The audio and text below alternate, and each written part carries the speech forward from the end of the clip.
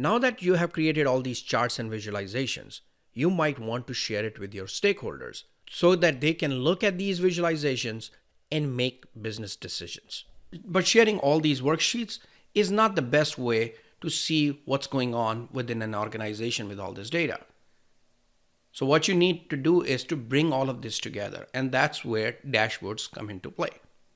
Dashboards are a very common way in organizations to share this information. Let's look at how to create a dashboard to bring all these visualizations in one view. To create a dashboard, go down to status bar and see this icon which has 4 squares. Click on it and that launches you into the dashboard interface. In this interface, you have all your sheets available to you. It has already set a size. You can change the size if you like. There are some objects that you can place on your dashboard and the main area where you'll create your dashboard. Let's get into it and see how all this works. First step for creating a dashboard is for you to get clarity on what do you want on this dashboard.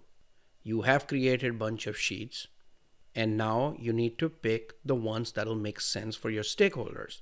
And it could be different view for different stakeholders. You can have multiple dashboards in one workbook. The second step is to think about how you are going to organize them.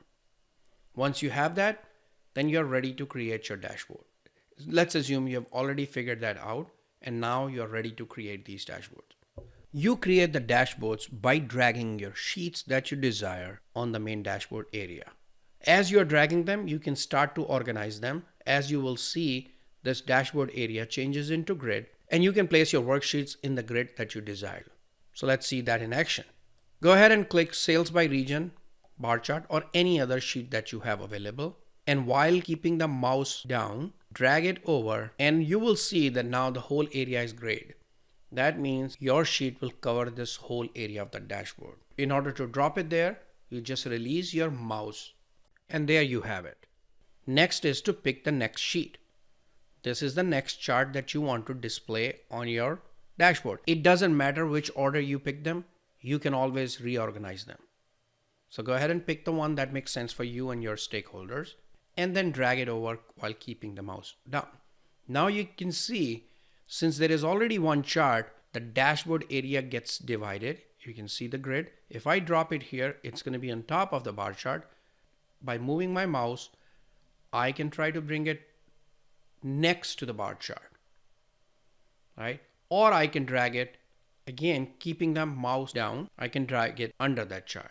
So whichever position makes sense for you, go ahead and do it. I'm going to do side by side. So let's just drop it here. So now we got 2 charts in a dashboard. Now let's pick another one and say I want to pick a map. Click the map and now I can drop it next to the bar chart, after the bar chart, next to the sales trend. So you can see it's getting divided into grids. 1 grid, 2, 3, 4. As you put more sheets on this, you will start to see more grids. Also, you have grids on top of these graphs, as well as on top of the page and bottom of the graphs and bottom of the page. I'm going to place the map, sales by state map, underneath these graphs, basically at the bottom of the dashboard. For that, I'm going to have to scroll down to the page to find the right place and then go over to the map, click it and drag it and find the right spot and I drop it. There I have the sales by state map underneath these 2 graphs. It also gives me the legend for this map right here. If you don't want the legend, you can simply click on the legend and click on X. You can also unpin to change the height. Similarly, if you do not want any of these sheets, you can click on that and click X to remove it. And don't worry about the other options, we'll talk about them. If you do need to make a change to this sheet, you can simply click on this and it will take you into the sheet. So by clicking here, I'm in that sheet. You can make your changes and go back to dashboard, and any changes you made to the sheet will be reflected in your dashboard. I'm just going to go ahead and remove this legend for now. So as you can see, you can place all your worksheets, etc. on your dashboard. Now let's see how any of these objects work. Let's say you want to put the logo of your company on this dashboard. In order to do that, you will take the image object and put it on your dashboard. Dashboard launches you into the File Explorer where you can pick up the image files. So I'm going to go to Optisend and logo and pick this logo. Now I've got my logo in here. Definitely, I don't like the height because it's taking too much space. In that scenario, you can simply take this and drag it to resize. However, as you will notice, it resizes the container, not the image itself. In order to fit that image in your image container, you click on the image and then say Fit Image. Now you'll see the image is perfectly fitted on that dashboard. In addition, if you want some text, you can pick the text object and throw it right here or next to it. As soon as I drop that object, a text window opens up where I can type the text that I want in that text object. Let's say if I want to call it Superstore Dashboard, I can type it here, format it, and then click OK to add that to my dashboard. So let's go ahead and do that. Make the font bigger, make it bold, and change the color. Once done, click OK. Here we have it. There are a few other objects here that you can put on your dashboard. One is a horizontal container. What this does is when you put this container anywhere, then it creates a space for other objects to be placed within it. And all those objects will be aligned horizontally. So if you want to take this chart and drop it in this container, and then another one and drop it in the container. Now you'll see these two are horizontally aligned. However, this does not look good, so we're going to remove this whole container. Similarly, when you use the vertical container, any objects you put within that vertical container will be aligned vertically. So you can drag it, put it wherever you want, and then any objects you add to it will be aligned vertically. Again, we don't want this, so we're going to remove this. You can also add a web page to your dashboard. To do so, simply click and drop it and give the URL of that page, and it'll show up on your dashboard. You can give a blank space if you would like. That'll put a blank space within the objects.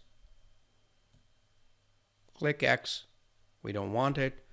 And then there are extensions. An extension allows you to connect with other applications within your dashboard. They add more interactivity to your dashboard. There are several extensions already available in Tableau Gallery that you can use. However, we're not going to cover extension in this lecture. Now your dashboard is ready. You can go ahead and save it. Give it a new name if you want. Let's call it Superstore Dashboard. Another thing you'll notice right here is Show Dashboard Title. Clicking on this checkbox will show the name of your dashboard on top of the dashboard. So go ahead and click on it and you can see Superstore Dashboard. One quick thing about the size. Currently the size is fixed to a desktop browser size. You can change it to any size that you want. If you want to print it in a particular size, you can choose that size from here and make that dashboard in that size format. Right now it's fixed size. You can make it also automatic. So when this dashboard is open on different screen, it just fills the screen according to the size that's available. And also range. Range allows you to specify the minimum and maximum size of the dashboard. So dashboard will try to fit in that space only. For now, we're going to leave it fixed. Now your dashboard is ready. You can go to the dashboard menu up on top and scroll down to copy image. To copy this image that you can paste it in other applications such as PowerPoint, Microsoft Word, or email, etc. You can also click on export image, go ahead and click save, and your image is saved. So that's it. You just learned how to create a Tableau dashboard.